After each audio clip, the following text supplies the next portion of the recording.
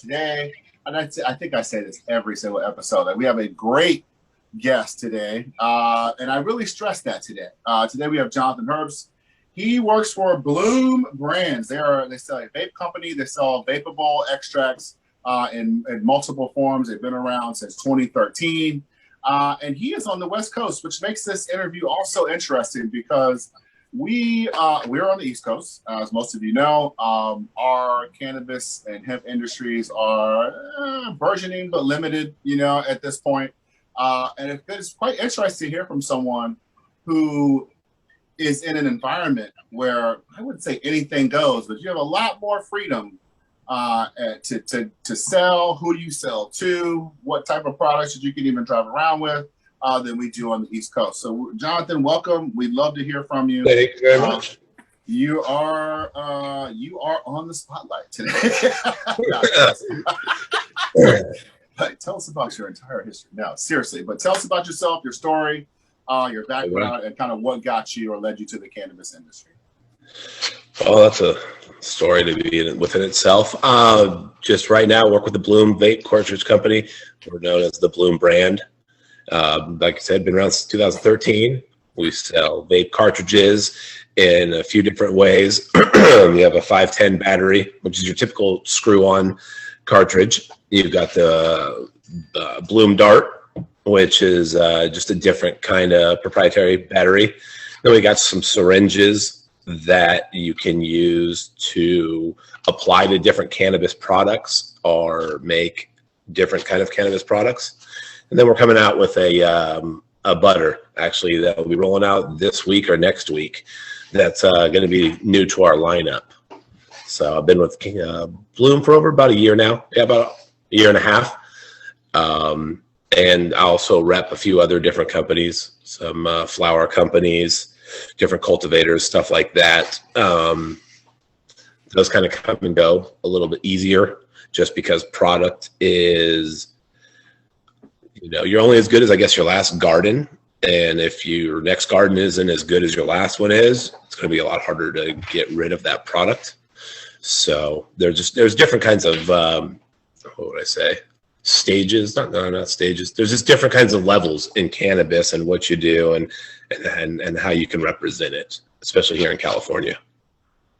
I mean, I think I understand that from a consumer level. I mean, there are different levels for sure. Correct. So, and it's funny that you say it that way. Like you're only good as like your last harvest in a sense. It's almost like when I was a chef, we say the same thing. Like you're only good as your last meal. So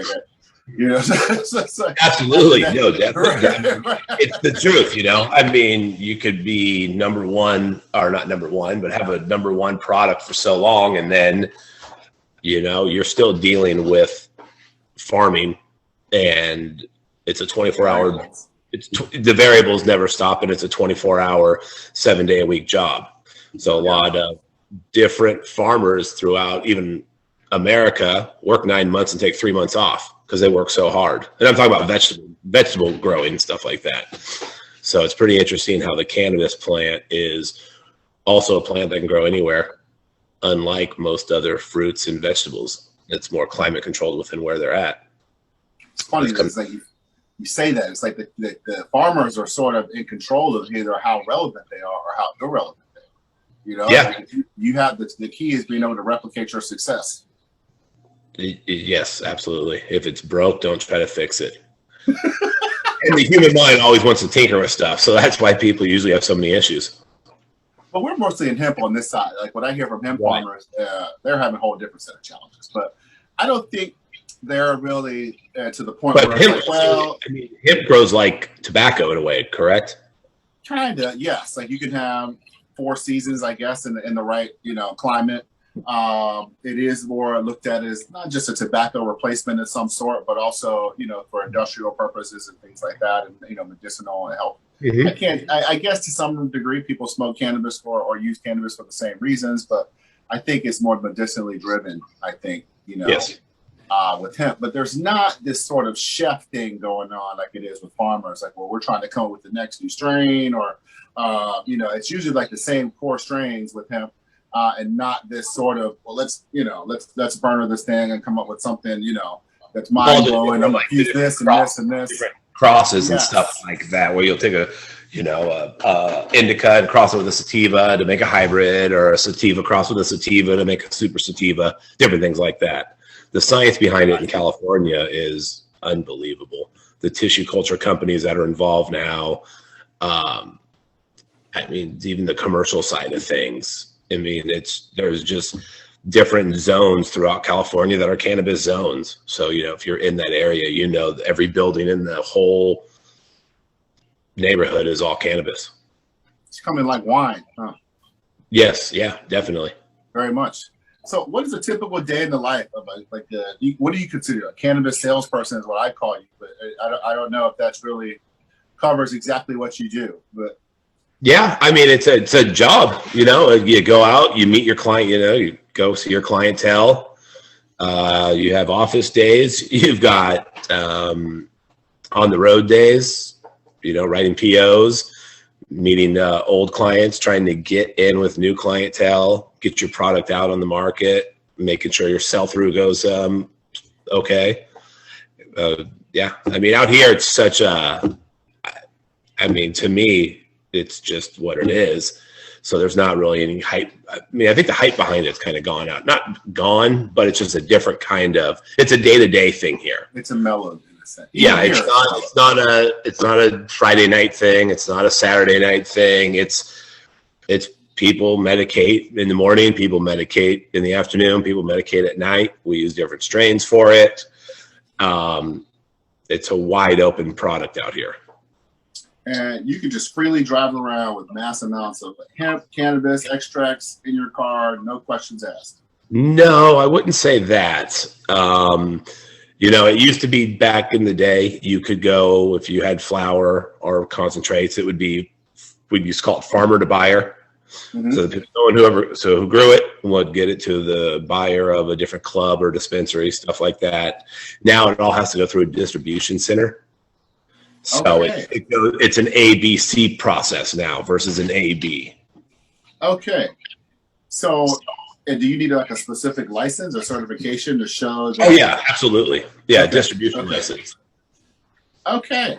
See, this is stuff that we don't know over here. Like this is right. Unheard of. You know what I mean? It's like we have no idea how advanced this industry is. We do understand that you're 5 to 10 years ahead, but no one really knows like where that is in that 5 to 10 years. Correct. Like this sounds like closer to 10. You know what I mean? Well, that's funny you say that. So I was just thinking like it probably is 5 in some aspects and 10 in others. Yeah. That's super interesting. So you said that you kind of sell cannabis for other companies. So like you are, in a sense, yes, you're attached to Bloom, but then you have this autonomy to kind of freelance as well. So there's a lot of yes, I'm my own. I'm my own organization. I'm my own entity. Okay, so you're like your own C corp, I guess. Absolutely, yes. I definitely. Oh, hold on one second. Yep. Aha, duty calls. Yeah, let me just get mute here. Sorry. Thought I had that on silent. Yeah, so I've got a book of business that I could essentially take to any brand or cultivator, and let them know who I'm currently working with and what they're looking for. So I've kind of taken this year a new step in my approach, and actually, instead of expanding my stream, I'm trying to deepen it within the clientele that I have right now. So I'm always trying to fill voids for the clients that I already have versus always trying to just get more clients, because then my number one clients would probably lack because I wouldn't have enough time for them. So I'm always trying to fill the void of the clientele that I have. What's new that they need on their menu? What are they lacking on their menus and stuff like that? Like penetrating the account instead of expanding the amount of accounts that you have. Absolutely. That makes sense. Yeah, penetration within what the clientele you already have. That's more relationship based in a way. Okay. Like you have a relationship, but now you're just deepening the relationship, which in a theory should help you grow in a stronger way. Absolutely. Yeah. So what take it on that vein, what does a typical client look like? Or better yet, what does a typical lead or target look like? I mean, there's no, that's a huge variety, right? I mean, there isn't a target point, or you can meet with anybody in a cannabis. What type of people you're meeting with? Just throw a couple out there. 21 to 81, male or female. Anything else goes. No, I mean, not like a consumer. I'm talking about people that you actually work with, or companies. Yeah, absolutely. That's okay. I mean, the buyers. There's no square somebody has to fit into cannabis, which is great. That's awesome. I mean, you can work with somebody that feels like they need to dress up. You can work with somebody that basically might look like they just rolled out of bed. I'm laughing because I'm agreeing with you. And then the only reason I say that is because I have a few of those. They're just, I call them earthy people. Yes. They're earthy individuals. They do this for the love and stuff. Okay? Yeah. And I've got them. Hey, we need them. Yeah. The world. We need all those people. We need everybody, really. Exactly. As many different types of people in this tent that we could get. We need. To say cannabis is good for everybody, and then to put a label on who needs to purchase it or who your clientele needs to be, takes away right from what you just said. Amen. I mean, it contradicts itself 100%. So Amen. That is the truth. It is, it is what it is. So you've been in this business now for how many years? I'd say my first experience with cannabis and selling was at 14. I don't want to go that far. No, I've been in cannabis like probably about 3 or 4 years heavily now. Okay. And yeah. Even that time, last 5 years in particular, has probably been fast tracked. Yes. So 2018 was the main year where everything went. 2018, where everything recreational. The 215 days were gone. Distribution companies started coming into the scene. And that's kind of where I would say it landed to where we're going to be at for quite some time. Okay. And so you've seen these legal twists and turns, and this is just in Cali, not even talking about the legal twists and turns of the other surrounding states or cooperating states that you deal with, like Michigan or whatever. So, like, in your opinion, like, how has this totally changed in your view in the past 5-10 years? With manufacturers coming in and brands being able to manufacture at a mass production volume and then getting it to the distribution, and companies being able to work more on branding themselves and having to worry about the manufacturing or the distribution and stuff like that. Okay. That makes sense. I'm hearing that and I see that. Yes, I do see that quite a bit. Especially like in edibles, the packaging and the amount of, I guess, the professional look of it doesn't look as rudimentary anymore. Right. You're seeing less of the, I call bathtub cartridges. Everything now is shrunk wrapped in packs of 10, like for edibles, versus Ziploc bags per se, like you were saying, the bathroom cartridges. Right, exactly. So, like you see, you guys are. What do you? Well, you're. I guess you're 5-10 years ahead of us. What do you see for the East Coast? Like, if you had someone says, "Look, you got an East Coast crystal ball," what do you see coming our way? Oh man, that's an interesting question. I know. And the reason I say that is just because it really all depends on what happens federally. Okay. Because once that day turns into night and we wake up the next morning and it's federally legal, right then and there we can fly planes to the East Coast. So you guys could literally be 10 years behind us and within a night be next to us. Wow. Because we would have the federal guidelines to take cannabis from coast to coast. So the infrastructure would go like that, is what I'm saying. And that's funny because you and I were talking about a week or so ago, and we're saying just 10 years ago, you couldn't even ship wine out of California. You know what I mean? And Yeah. like this is so fast tracked. As long as we've been an alcohol country, like it seems like this industry is growing faster than that. Yes. Know? Yeah. I mean, wine and spirits and beer have been around for, for thousands of years. And just in the last 5, you've been able to take a California Napa bottle of wine and get it to somebody in Virginia. Which is so strange because we've had Riuniti for right. Exactly. like 40 years and you get this stuff. That's a whole different conversation. That's pretty funny. Right. So like if let's say you're talking to me and I'm like, hey man, you guys got this whole thing going. I need some advice. I'm your understudy. And I'm like, I'm going back to the East Coast to be some sort of canopreneur. How should I start positioning myself? I would say right now, local government, working your way up and seeing what the requirements are to get licensed in the states that are cannabis friendly at the moment. Like I know New Jersey's getting there if they already are not. New York has talked about it. Florida has a really good fully integrated system out there where you go from cultivation to distribution to up to, I think, 8 or 10 dispensaries all under one license. Wow.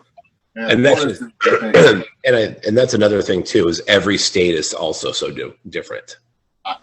Tell me, I know. That is the craziest part about being here, because every 3 hours you could be dealing with some new legislation. 3 to 4 hours if you're driving up 95. Correct. You know what I mean? Right. It's so nuts. Yes. Wow. It's crazy because we're so excited and like we're looking at you guys, like you're the pioneers, you know what I mean? And we're just kind of, everybody's watching, everybody's seeing like where the successes are, where the missteps are, and just kind of looking at Cali, Oregon, Colorado, and Washington is like the benchmark for what's happening next. And everybody's sitting here like, like I'm midgets, you know what I mean? I'm trying to get into I'm trying to advance into the big leagues here. And we're just like, I'm still, they won't let me out of midget shit, Hoping and wishing. Yeah, out there working at it. Yeah. Okay, I'll be able to run with the big dogs, So that's kind of where we are. But we're we're excited. I think that, we're at least speaking for ourselves, we're trying to build bridges on the East Coast because there's really no way to advance in this industry unless we're sort of working together. I think that's kind of in a lot of ways happen in ways that you probably don't even truly realize on the West Coast. There's so many layers of infrastructure, right? That even though it might be loose, but it still exists. It may not be complete, but it still exists. Right. So what I know it's Monday, Friday, excuse me. We're not going to keep you all day, all right? But let's wrap this up and give you your what do we call it? The shameless plug moment. Do you see this? I'm talking over my own self over here. So basically, we give you about 2 minutes, man. Tell us something, what you people want to hear. Get yourself some business. Use the opportunity to kind of talk to people you want to talk to and steal yourself some cash. I mean, first off, I want to thank you guys for having me on the show. Appreciate the time that you guys have given me. I mean, right now, it's even with that statement, I mean, it would be hard to kind of represent yourself in a cannabis mindset to other people out of the state, I mean, unless you're talking to people in California, my line's kind of drawn there. True. Once everything goes federally legal, I think we'll definitely be having a lot of different conversations, and the back and forth will be happening a lot faster with being able to sell products and getting products out to other people. With that being said, I mean, people definitely should be following the Bloom brand.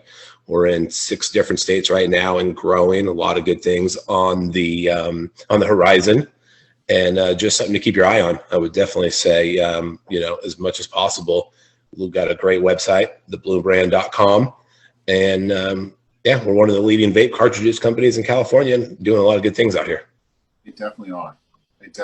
Very, very quality products of Bloom Brand. Johnathan, man, I thank you today. I know I could ask you about 30 more questions. I know that we're not going to do that. We might have to have a number 2 to this at some point. But I think you have really shed some light on things for people here. There's a lot of people in the industry who are trying to break in on the East Coast, trying to figure out like where they fit in or what that channel is going to look like for them. And I think you've really given people some quality information, cleared up some things, and kind of like let them know, like, okay, this is what's coming. This is what's happening out there. This is maybe what I should be able to expect and try to position themselves. And that was really a lot of the point of interviewing you, at least from my perspective, so you can help shed some light to some of your peers over here. So I really thank you for being here, man. Absolutely. Thank you guys for having me. No, you're awesome, brother. And I'm sure we'll talk again soon. I want you to have a good day. And all for my listeners out there, my viewers, reach out to Johnathan if you have any questions. I'm sure you could hit him up through here. If you have questions for him, we'll take your questions and make sure he gets them. I don't know. LinkedIn is always a good. LinkedIn, it's got all my information. LinkedIn, he's out right there on LinkedIn. So we'll see his name right here at the post. But join us again. We'll have another great interviewing next week. We will be back next week for What the Hemp Wednesday, where we talk about all things hemp news and hemp related. But thank you so much for send this out to anybody you think that could benefit from this interview. I know there's a lot of people I think we can. We're going to be sending it out to people. But like, share, comment, subscribe, and we'll see you next time on Cherry Blossom CBD. Thank you, man. Thank you, guys. Have a great day. You too. Bye.